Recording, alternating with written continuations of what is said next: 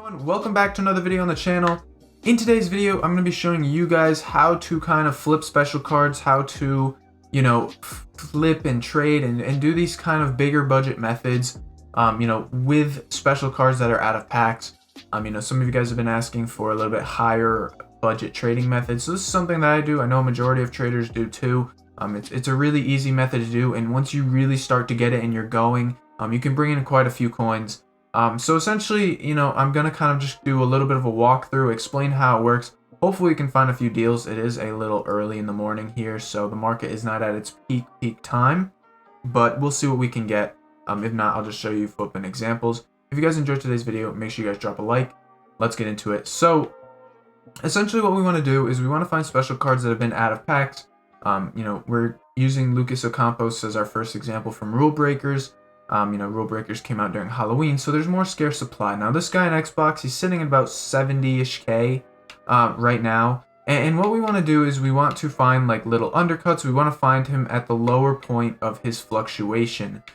So something you can do is you can obviously look for the buy nows, or you can try and bid. Now, bidding works good at night. It works good when the market's kind of dead, especially on, cards on Xbox and stuff like that with less competition. What you can do, just add to the watch list, wait till you can, make a bid on them. Or again, you can try and find little undercuts. Now, right before I started recording, there was one for 66K, and it looks like he just got bought up. But what you can do is easily, flip these cards at 71, 72K. You can look at, their different fluctuations and stuff like that. And you can try to, make some more coins. Now, I do recommend doing this with some of the lower priced kind of meta cards. You definitely don't want to go all in on the top cards, because when you do it with that, A, it's harder to find deals, and B, the tax is so high to the point where you're going to struggle to kind of break even. So, for example, we can kind of take a look at a Jimenez card here. When he's at about 180-ish, 170-ish K right now. So we take a look here. So about 170K. So what we can do is maybe like leave a few bids on, say this one for 160K, this one for 161, and even, 167 is not a terrible shout, 155 there, because what we're trying to do is we're trying to get a deal to later sell on, for a later fluctuation. So what I like to do, and it does help having Footbin open for something like this, is you can look up these cards and you can kind of see their charts and graphs. So if we go to Jimenez here, which I spelt his name wrong, right here, the Halloween version.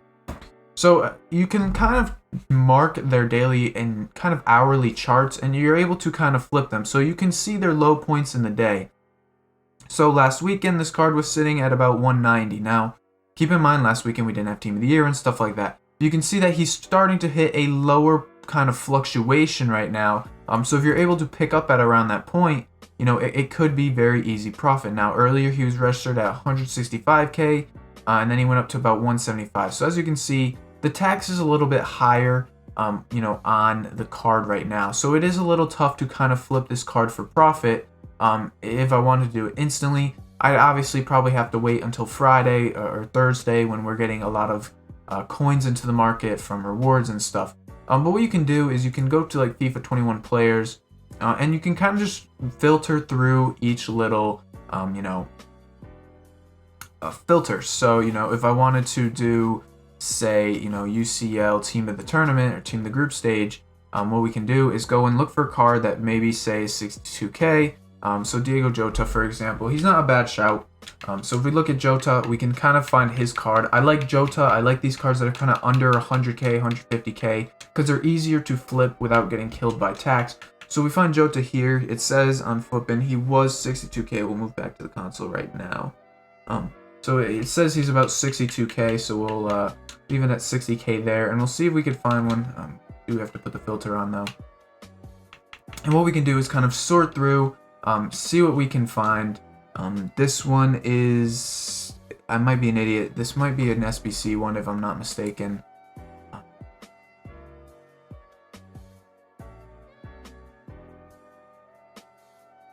No, I just set the price too low. So yes, he sells for at like 65-ish K right now, which is fine. So what we can do again is look for kind of these big undercuts, set bids, add to transfer targets, and kind of just scope and try and see our way through, you can always set the max price now to that 60K-ish, so you can find the big undercut deals right here. As you guys can see, a 10K right there. We just leave him in the transfer target, wait till he comes down, and we kind of just keep fluctuating through, going through a list. Once you start to, realize who is, at what price, and you're constantly checking the same cards, it becomes easier. Keylor Navas here is not too bad too. He's kind of low. He's sitting at like 50K on Xbox. So, we can look through here, try and find a low fluctuation. So right there, we have one for 43K. Likely we can end up flipping this one for around 48, 49K. So we'll buy now. And what we can do is obviously wait for the higher fluctuations to come in, because we know he is a little bit low right now. On Footbin, if we go back here, what we can see is that, he was priced in at about 48K on Xbox just a few hours ago, or an hour ago or so. And we can see, he kind of has been on an uptrend overall in the long term. And we go to the hourly graph, we can see that there was times where he dropped down to that 43K, up to 47K, 48K here, and 47K. So we found one that's kind of on a low trend, with low tax too. So we put in, 43, whatever, 750. We do this. We'll notice that, if we sell for, 48, 49K, which we're aiming for, that's about 3K on that card, which, isn't crazy. But when you do this with a lot of cards and you're constantly doing this, the profits start to add up. Now, I do want to quickly bring us to the tracker, because I feel like the tracker is one of the most important tools. I kind of want to make a video on just the tracker alone, because the tracker is really, really crazy. It's really, really nice, the way that it works, and you're able to kind of find cards and look and study them much more than, say, you would with something else. So if we bring up his price right here, and we just kind of put him in so we can load this up, what we can do is we can actually find the sales of the day. So if we go to live and we go to these kind of sales here, you see the sales have been kind of low, sitting at about 48K, whereas earlier today and this morning he was sitting at, there was a few that sold for 52K. Or yesterday. So this is a really nice tool to use, because you can see these sell and buy prices. As you can see, someone this morning was able to get one for 36K, and earlier today, again, one at 40K. So what you're able to do with this tool is you're able to see what this card could have sold for, for certain times in the day. It's a really, really great tool to use. And as you can see, you can actually look at the pricing right here. You can see, one sold earlier today at 48K, 47K, 47.5K, 48K, 42. And you can see, what these cards are selling for. At the time, we had one there for 49K. So what you can do is use these tools to kind of find the good pricing, find which cards are, what they sold for at a certain time. And it's a really, really great tool to use, because you're able to then, study live charting of it and seeing what those prices were. So we can go ahead and we can look for another one here. Quickly, I'll go and list this one up for like 49K, 48, whatever. And, this is something that people, will do quite a lot. It's an easy method to do. And again, it is not the greatest profit right away, but for me, just searching through the card quickly, I'm able to continuously keep picking up these little deals. And again, we can even just go ahead and look again real quick. And, we saw one, for 45K, we can put bids on some of them if we wanted to. And you just kind of got to wait for the fluctuation to come up, and, you can make some pretty easy profit doing so. So now I'll quickly go back just so I could find another one. But what we want to do is we want to keep finding these kind of special cards on their fluctuations. Again, I love doing the ones that are out of packs. It's really, really easy to do so. And it's better if the card is somewhat usable. It's not as effective if you're using cards that kind of just suck and there's no demand for. But using a card that's decent, finding them at decent prices. So real quick, we'll do one more example on Immobile. And again, this is kind of just the process. Obviously, when you learn more of the players, you can go faster. I usually just put them in my transfer target and just compare price, scoop through really quickly and just kind of continue through. But trying to explain it, and at the current time is not the greatest timing. But Immobile here should be a decent example. He's about 85K on Xbox. That's what he was last listed at for his team of the group stage card. So what we can do with this one, again, the same thing. We see that, you know, he was at a lower fluctuation earlier. It looks like he's actually up more, unless I'm just losing my mind. Immobile was a team of the group stage SBC on this list, so apologies for that. We'll find another one real quick. Trent Alexander-Arnold.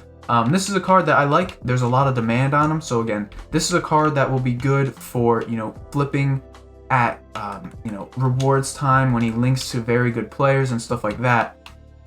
So what we can see is currently he's about 130K on Xbox. So what we can do for a card like this too, it does help to kind of learn the prices. So we know he's about 130.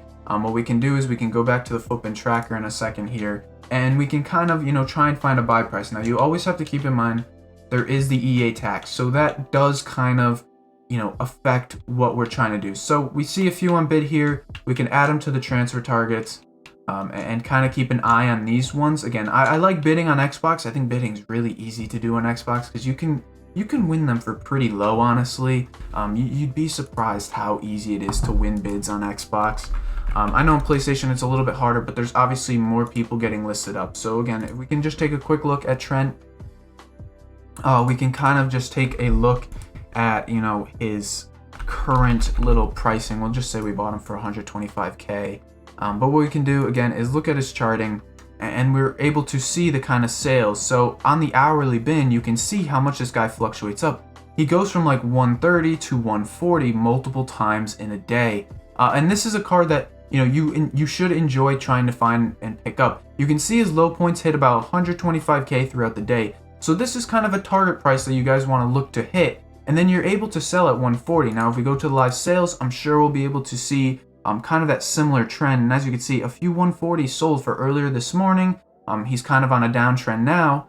So, you know, we try and find him for 120, 125, you know, anything under that 125 mark, and we're able to pick up and later sell him in the morning for 140. And as you can see, this is kind of a similar trend of him going up and down recently, you know. So you do want to check, you know, the bin, the live sales, and kind of take a look and see what's happening. You would see his average price is about 132K. List for a few more.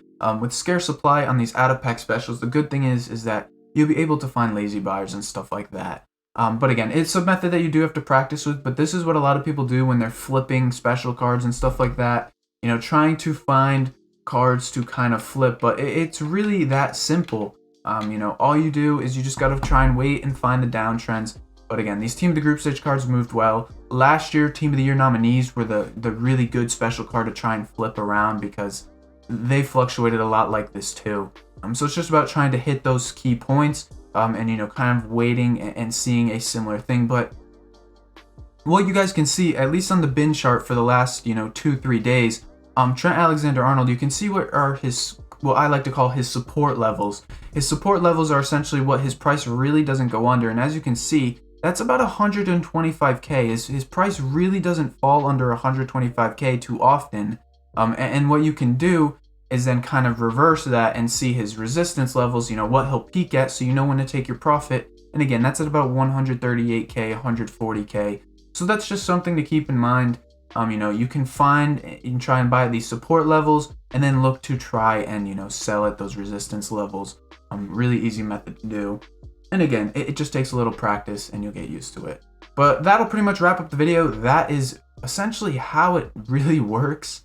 You know, it's just all about trying to hop on the trends at the right time. Again, this does work better when people are buying for their teams. We are currently at a stage with Team of the Year kind of looming in.